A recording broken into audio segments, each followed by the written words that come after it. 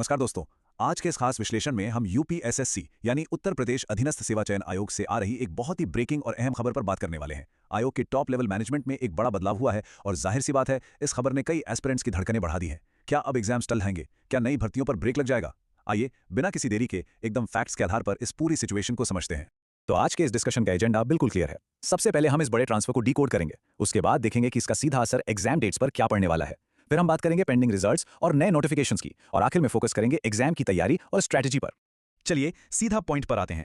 हमारा पहला फोकस है यूपीएसएससी में हुआ ये बड़ा ट्रांसफर और लीडरशिप में बदलाव। तो हुआ कुछ यूं है कि पिछले 2-3 सालों से जो आयोग के सचिव थे श्री अवनीश सक्सेना जी, उनका ट्रांसफर हो गया है। उन्हें अब कार्मिक विभाग भेज दिया गया है। ये बात हम सब जानते हैं कि उनके टाइम पे रिक्रूटमेंट प्रोसेस ने एक अच्छी खासी स्पीड पकड़ ली थी।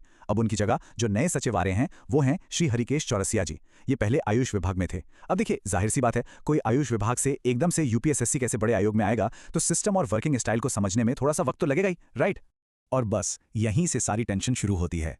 कैंडिडेट्स के मन में सबसे बड़ा सवाल यही गूंज रहा है कि क्या नए सेक्रेटरी के आने से एग्जाम्स पोस्टपोन हो जाएंगे? क्या जब तक वो सिस्टम समझेंगे तब तक सारा काम रुक जाएगा? मार्केट में इसे लेकर तरह तरह की अफवाहें उड़ रही हैं, और सच कहें तो इतना बड़ा प्रशासनिक बदलाव होने पर ऐसी टेंशन होना बहुत ही नॉर्मल है। लेकिन सवाल ये है कि क्या सच में पैनिक करने की जरूरत है? चलिए इसे थोड़ा लॉजिकली देखते हैं। आइए अब अपने दूसरे और सबसे इंपॉर्टेंट सेक्शन की तरफ बढ़ते हैं, एग्जाम डेट्स पर असर और क्यों ये शेड्यूल बरकरार रहने वाला है। तो यहाँ सबसे बड़ा और क्रूशियल पॉइंट ये है कि आयोग के सचिव बदले हैं, परीक्षा नियंत्रक नहीं। यानी एग्जाम कंट्रोलर अभी भी वही हैं। ये एक बहुत ही पॉजिटिव बात है। किसी भी आयोग में सिर्फ एक अधिकारी से काम नहीं होता, पूरी एक मशीनरी होती है, एक टीम होती है। टॉप लेवल पे एक कुर्सी बदलने का मतलब ये बिल्कुल नहीं है कि सारा काम ठप पड़ जाएगा, इसलिए नेगेटिविटी में जाने की बिल्कुल जरूरत नहीं है। फैक्ट ये है कि इस ट्रांसफर का एग्जाम्स के शेड्यूल पर कोई सीधा या बड़ा असर नहीं पड़ने वाला है। इस पूरी सिचुएशन को इस टाइमलाइन से समझिए। जून तक के एग्जाम्स की डेट्स तो पहले ही आ चुकी हैं। अब आगे क्या? जुलाई में पूरी पॉसिबिलिटी है कि 1 या 2 नए एग्जाम्स की डेट्स अनाउंस हो जाएं, और खासकर वो कैंडिडेट्स जो एजीटीए, एएसओ या पीसीबी एग्जाम्स को टारगेट कर रहे हैं, उनके लिए एकदम क्लियर एडवाइस है कि अगस्त और सितंबर को ही अपना टारगेट मानकर चलें। काम चल रहा है, पहिया घूम रहा है, इसमें कहीं कोई ब्रेक लगने के चांसेस नहीं दिख रहे। और अगर अभी भी किसी को डाउट है तो इस बड़े नंबर पर गौर कीजिए, पूरे 38 करोड़ रुपए। जी हां, अभी हाल ही में गवर्नमेंट ने पीईटी 2025 के थ्रू आने वाले 8 नए विज्ञापनों के लिए लगभग 38 करोड़ का एक बड़ा बजट रिलीज किया है। अब सोचिए, बजट पास होने का सीधा सा मतलब क्या है? यही ना कि गवर्नमेंट और आयोग दोनों ही पूरे एक्शन मोड में है। भर्तियां पाइपलाइन में है और वो अपनी तय स्पीड से ही आगे बढ़ेंगी। और ये चीज बहुत ही ब्रिलियंट तरीके से दिखाती है कि आयोग की वर्किंग अब कितनी फास्ट हो गई है।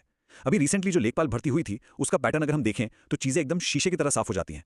पहले फॉर्म फिलिंग होती है, उसके मुश्किल से 1 महीने बाद शॉर्टलिस्टिंग और एग्जाम डेट दोनों धड़ाधड़ अनाउंस कर दी जाती हैं।